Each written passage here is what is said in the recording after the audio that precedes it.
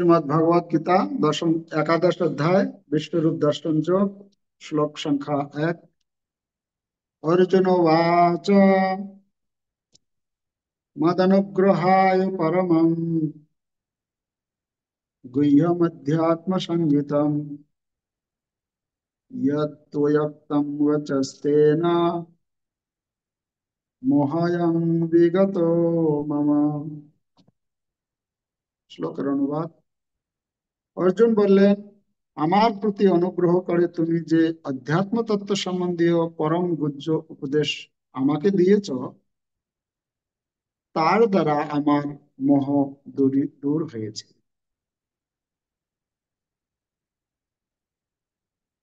তো এখানে ভগবান শ্রীকৃষ্ণ পূর্বে যে বলেছিলেন দ্বিতীয় অধ্যায়ের 52 নম্বর শ্লোকে যে, হে অর্জুন,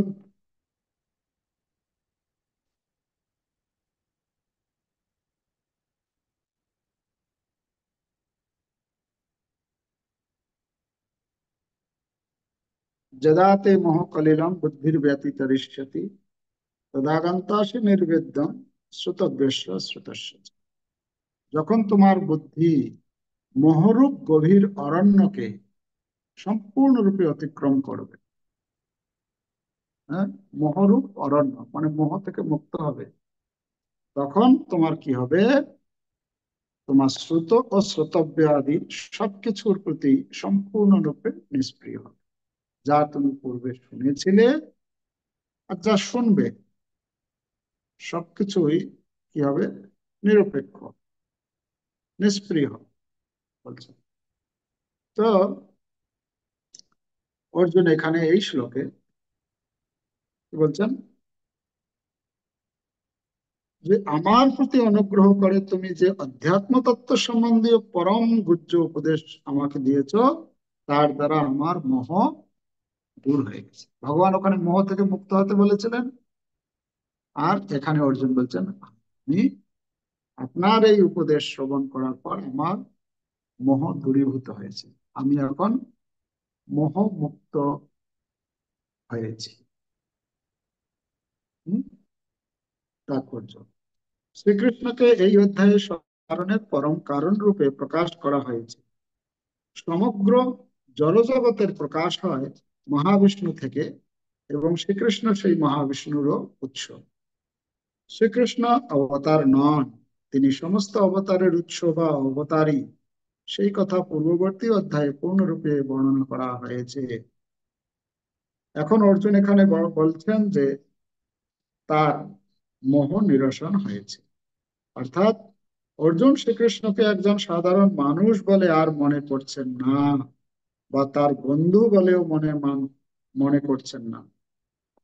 তিনি তাকে সমস্ত কিছুর পরম উৎকর্ষ রূপে দর্শন করছেন। অর্জুন পূর্ণ জ্ঞান প্রাপ্ত হয়েছেন এবং পরমেশ্বর ভগবান শ্রীকৃষ্ণের মতো এক মহান বন্ধুকে পেয়ে আনন্দিত হয়েছেন। কিন্তু সেই সঙ্গে তিনি এটিও ভাবছেন যে তিনি শ্রীকৃষ্ণকে সবকিছুর পরম উৎসরূপে গ্রহণ করলেও অন্যেরা তাকে সেভাবে গ্রহণ নাও করতে পারে। তাই শ্রীকৃষ্ণের ভগবত্তা প্রতিপন্ন করে সকলকে তা জানাবার জন্য এই অধ্যায়ে তিনি শ্রীকৃষ্ণকে বিশ্বরূপ প্রদর্শন করতে অনুরোধ করেছেন।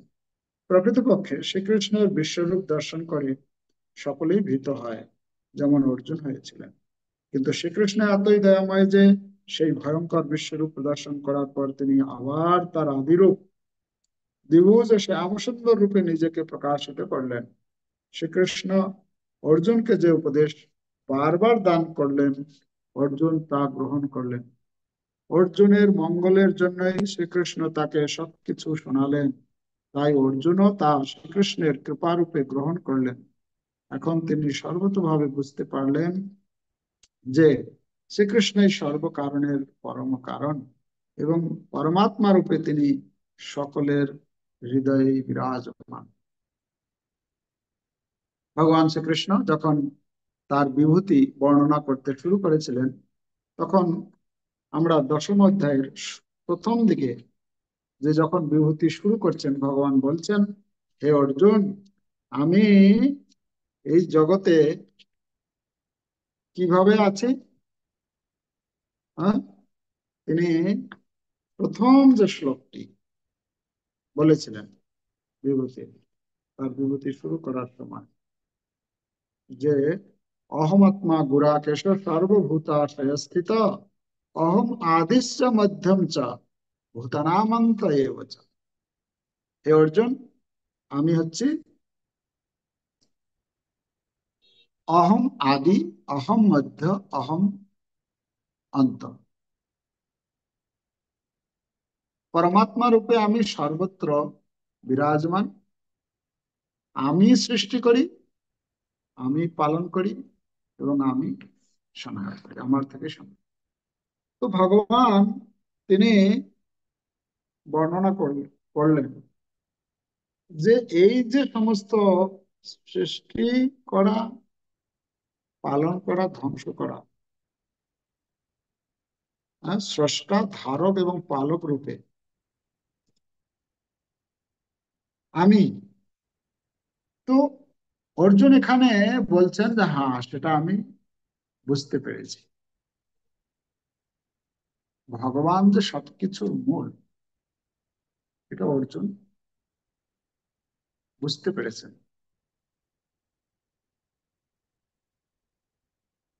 তাই অর্জুন বলছেন যে আমি যে বলেছিলাম, কেষু কেষু চ ভাবেষু চিন্তয়সি ভগবান মায়া। হে ভগবান, আপনি আমাকে বলুন, কি কি ভাবে আপনি কোথায় কোথায় অবস্থান করছেন, আমি কিভাবে আপনাকে চিন্তা করব। কেষু কেষু চ ভাবেষু চিন্তয়সি, কিভাবে চিন্তা করব। তো সেখানে যে বলেছিলেন তিনি, এখন এখানে অর্জুন এই শ্লোকের মাধ্যমে প্রকাশ করছেন যে আমি সেই তত্ত্ব আমি অবগত হয়ে গেছি। ভগবান তার বিভূতির প্রাধান্যতা কুরুশ্রেষ্ঠ বলছেন, হে কুরুশ্রেষ্ঠ অর্জুন, আমি তোমাকে প্রধান প্রধান কয়েকটি বিভূতির কথা বল। এই যে কয়েকটি বিভূতির কথা বলেছেন, অর্জুন বুঝে গেছেন যে ভগবান কে, ভগবানের যে করুণা আমার প্রতি। এখানে একটা গুরুত্বপূর্ণ বিষয়, যে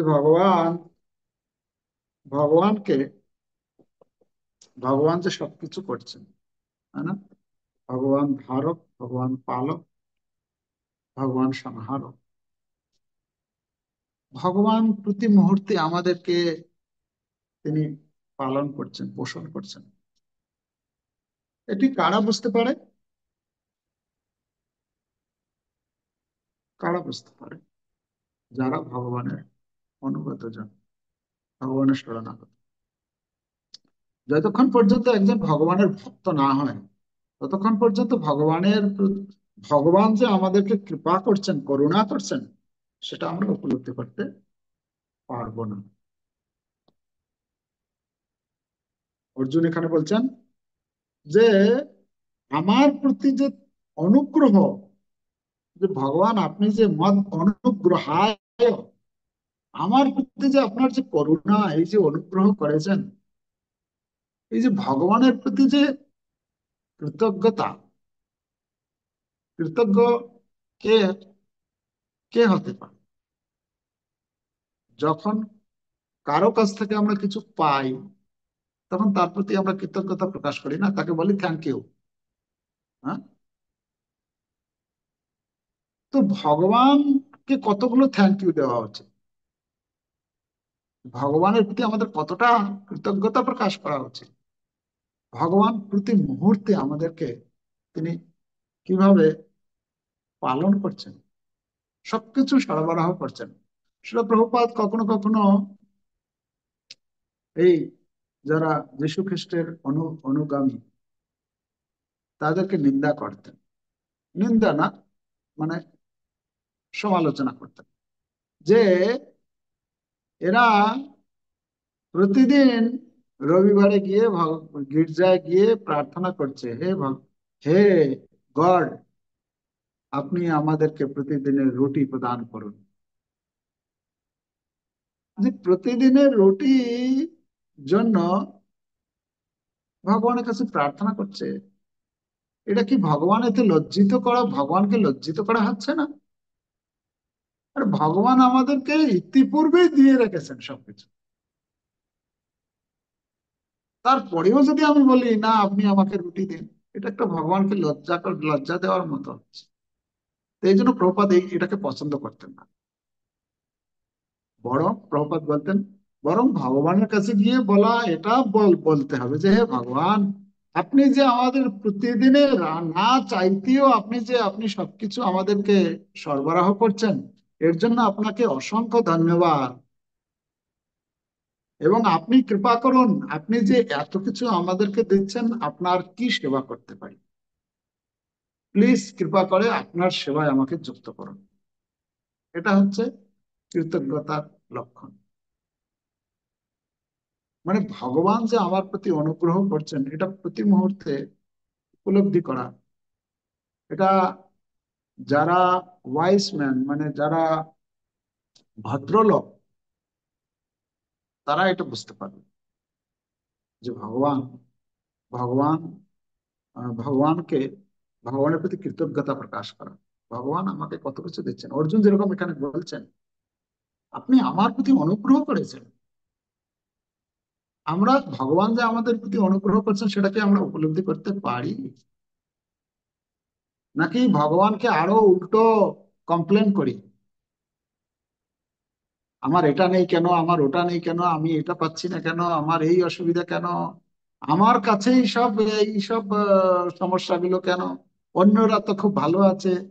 না ভগবানকে কমপ্লেন করি, নাকি ভগবানকে ধন্যবাদ দিই যে ভগবান আপনি কত কিছু আমাকে দিয়েছেন, আমার প্রতি কারো প্রতি আপনি এইরকম কৃপা করেননি, আমাকে যা কৃপা করেছেন, আমার প্রতি আপনার স্পেশাল দৃষ্টি, আমার প্রতি আপনার স্পেশাল নজর রয়েছে, যার জন্য আমি আপনার এত কৃপা পাচ্ছি। না হলে আমার ব্যক্তিগত কোনো যোগ্যতা নেই, কোনো আমার ভেতরে কোনো নেই। হ্যাঁ, উম, আমাদের আচার্য বলছেন যে আহ, গণাইতে দোষ গুণ, হ্যাঁ, গণাইতে গণাইতে দোষ গুণ লে- কি লেশ না পাওবি।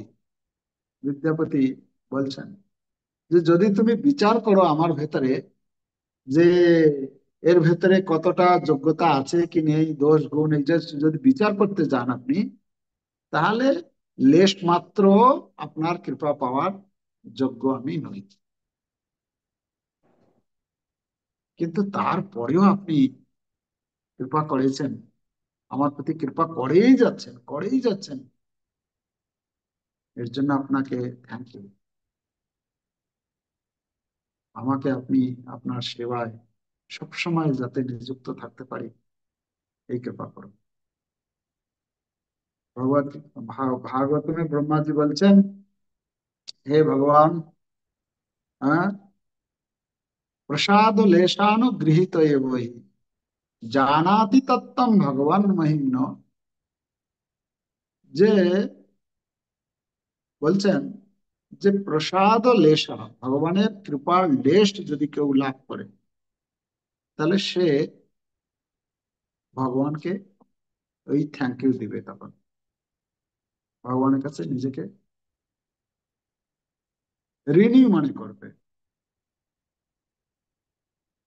যেটা অর্জুন এখানে বলছেন, মত অনুগ্রহায়, আমার প্রতি আপনি অনুগ্রহ করেছেন, অনুগ্রহ করে যে আপনি আমাকে এই তত্ত্ব উপদেশ প্রদান করেছেন, যার ফলে আমার কি হয়ে গেছে, মোহ বিগত মম, মোহয়ম বিগত মম, আমার মোহ দূরীভূত হয়ে গেছে। ওখানে যে ভগবান বলছিলেন মোহ, আহ যদাতে মোহ কলিলম, মোহ কলিলম মানে মোহরূপ অন্ধকারের মধ্যে যখন আমরা থাকি, তখন আমরা কিছুই বুঝতে পারি না। ভগবান যে আমাকে কৃপা করছেন, ভগবান যে আছেন কি নেই, ঠিক যেরকম যদি ঘোর জঙ্গলে যদি প্রবেশ করা যায়, ঘোর জঙ্গলে প্রবেশ করলে তখন রাস্তা খুঁজে পাওয়া যায় না। এমনও এমনও ঘোর জঙ্গল আছে যে সূর্যকেই দেখা যায় না। মানে এত ঘন ঘোর জঙ্গল, যেখানে সূর্যের তেজ পর্যন্ত ভেতরে প্রবেশ করে না। তো এইরকম ঘোর জঙ্গলের মধ্যে যদি প্রবেশ করি, তাহলে আমরা কোনো দিশা খুঁজে পাবো না যে কোন দিকে যাওয়া উচিত, কোন দিকে যাওয়া উচিত নয়। আমার কি, কোন দিকে যাব, কোথায় যাব, কি করব, কোনো কিছু খুঁজে পাবেন। তো এরকম অবস্থায় যদি সেই রকম মোহর মধ্যে থাকি আমরা, তাহলে আমরা কোনোদিনই ভগবানকে উপলব্ধি করতে পারবো না, ভগবানের ভক্তকে উপলব্ধি করতে পারবো না, ভগবানের ধামকে উপলব্ধি করতে পারবো না, ভগবানের নামকে উপলব্ধি করতে পারবো না। তো কি হতে হবে? অর্জুন এখানে আমাদেরকে শিক্ষা প্রদান করছেন যে ভগবানের প্রতি, ভগবান যে প্রতি মুহূর্তে আমাকে, হ্যাঁ, প্রতি মুহূর্তে আমাকে যে কৃপা করছেন, তার বিশেষ কৃপা করছেন বিশেষ করে আমার প্রতি। আমাদের প্রতি তো সবার প্রতি করছেন, কিন্তু বিশেষ করে আমার প্রতি। আমার যে যোগ্যতা, আমার যে দক্ষতা, আমার যে চিন্তাধারা, আমার যে বিদ্যা বুদ্ধি, সেই অনুসারে আমি কোনো কিছুই পাওয়ার যোগ্য নেই। কিন্তু তারপরেও হে ভগবান, আপনি আমাকে কৃপা করেই যাচ্ছেন, অনুগ্রহ করেই যাচ্ছেন। এর জন্য ভগবানের কাছে কৃতজ্ঞতা প্রকাশ। তো এভাবে আমরা দেখছি এখানে যে অর্জুন স্বীকার করেছেন, অর্জুন স্বীকার করেছেন যে আপনি সবসময় আমাকে কৃপা করছেন। আমরা কি আমাদের ব্যক্তিগত জীবনে ভগবানকে কতবার ধন্যবাদ জানাই? সারা দিনে কত কত কিছু পরিস্থিতিতে ভগবান প্রতি মুহূর্তে আমাকে কৃপা করছেন। কতবার ভগবানকে আমরা থ্যাংক ইউ দিই? নাকি ভগবানের কথা মনেই পড়ে না? নাকি এরকম মনে করি আপনার এটা দেওয়া উচিত? হ্যাঁ, ভগবানের ভগবানের দায় এটা, যে ভগবান আমাদেরকে এগুলো দিবেন অবশ্যই। হাওয়া দিবেন, বায়ু দিবেন, কি বলে, সূর্য তেজ দিবেন। মানে যেহেতু উনি সৃষ্টি করেছেন, ওনার দায় আমাকে পালন করা, তাই ওনাকে দিতেই হবে। দাবি নাকি? আমরা দাবি করব না ভগবানের কাছে কৃতজ্ঞতা প্রকাশ করব যে হে ভগবান, আপনি, আমার ব্যক্তিগত কোনো যোগ্যতা নেই, তারপরে আপনি আমাকে সরবরাহ করে দিচ্ছেন। যাই হোক, এখানে প্রভুপাদ বলছেন, এখানে বলছেন, এখানে এখন অর্জুন এখানে বলছেন যে তার মোহ নিরসন হয়েছে, অর্থাৎ অর্জুন শ্রীকৃষ্ণকে একজন সাধারণ মানুষ বলে আর মনে করছেন না, বা বন্ধু বলে মনে করছেন। ভগবান যে, ভগবান যদিও এখানে অর্জুনের রথে সারথি রূপে আছেন, কিন্তু তিনি হচ্ছেন ভগবান। তিনি তিনি সারথি ড্রাইভার রূপে থাকলেও তিনি হচ্ছেন ভগবান। তো সেই কথা আমরা এখানে পাচ্ছি এই শ্লোকে। বিশেষ করে এই এই তার বিশ্বরূপ সম্বন্ধে তো আমরা পরবর্তীতে আলোচনা করব, কিন্তু এই শ্লোকের যে বিষয়বস্তু, এখানে আমরা অর্জুন বলছেন যে এই আপনার কথা শ্রবণ করার পর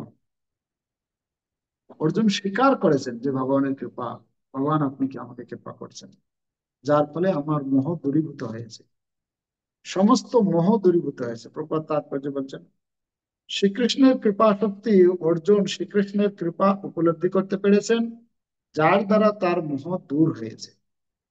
এই যে ভগবানের কৃপাটা যে উপলব্ধি করা, এটা তখনই সম্ভব হবে যদি আমার হৃদয়টা একটু হলেও শুদ্ধিকরণ শুরু করে। যার হৃদয় যত শুদ্ধ, সে ভগবানের কৃপাটা ততটাই উপলব্ধি করতে পারে। ঈশ্বরের কৃপালেশ হয়তো যাহারে, সেই তো ঈশ্বর তত্ত্ব বুঝিবার পারে। ঈশ্বরের কৃপা, তো কৃপাটা আমরা কিভাবে পাবো? কৃপা মানে কি? কৃপা মানে, কৃপা মানে কিছু করে পাওয়া। ঠিক আছে? কিছু না করে শুধু আমি বলবো, হ্যাঁ প্রভু, আমাকে একটু কৃপা করুন, আমাকে একটু কৃপা করুন। হ্যাঁ, কত কৃপা লাগবে? 1 কিলো, 2 কিলো, 3 কিলো? হ্যাঁ, কৃপাটা এরকম না। কৃপা মানে আমি এরকম কিছু কার্য সম্পাদন করব, যে কার্যের মাধ্যমে তিনি সন্তুষ্ট হবেন। আর যে সন্তুষ্ট হয়ে গেল মানে তার কৃপা আমি পেয়ে গেলাম।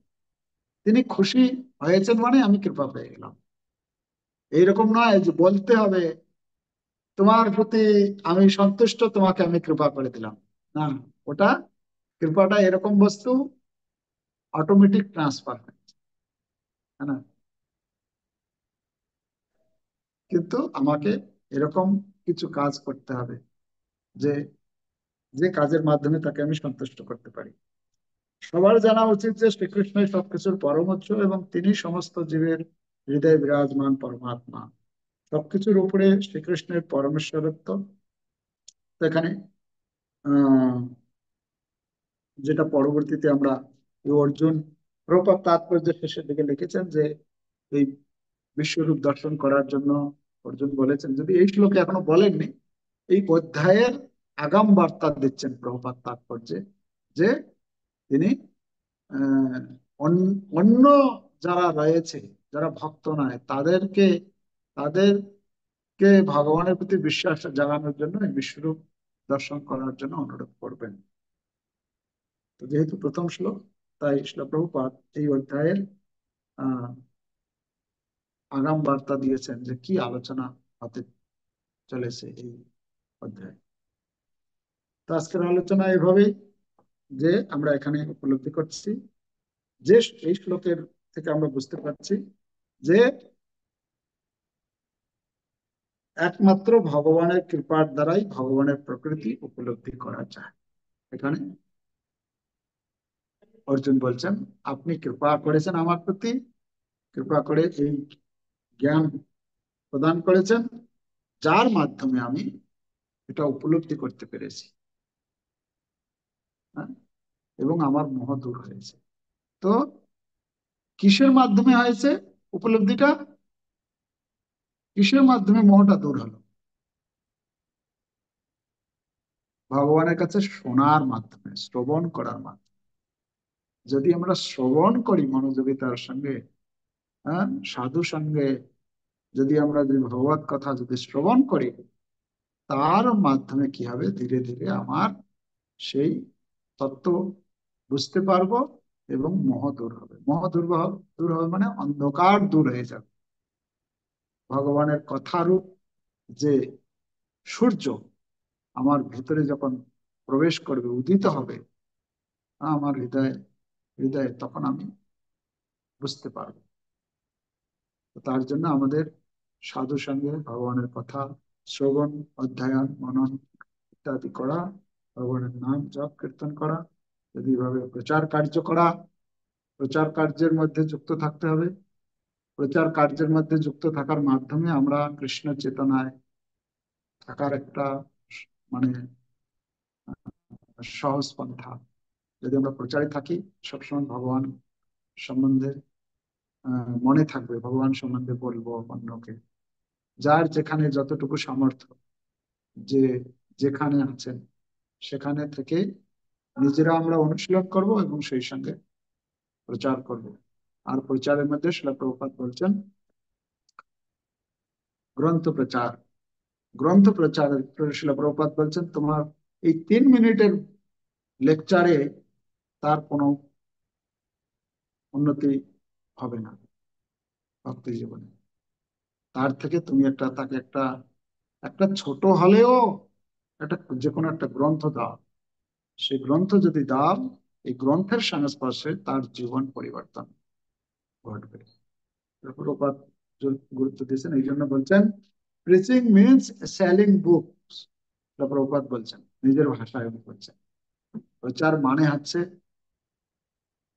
গ্রন্থ বিতরণ বলেন, সেলিং বুক বলছেন, মানে সেল করা, ডিস্ট্রিবিউট নাই, তাই না? বিক্রি করতে বলছেন, তাই তো। তো এই কাজের মধ্যে আমরা আমরা নিজেরা অধ্যয়ন করছি, নিজেরা অনুশীলন করব, এবং অপরকেও আমরা এইভাবে প্রভুপাদের গ্রন্থের মাধ্যমে তাদেরকে উদ্বুদ্ধ করব, তারাও যাতে এই গ্রন্থ অধ্যয়ন করে এবং ভগবত সঙ্গে ধীরে ধীরে যুক্ত হয়।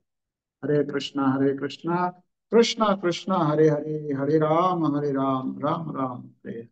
जगत गुरु शिल प्रभुपाद की जय।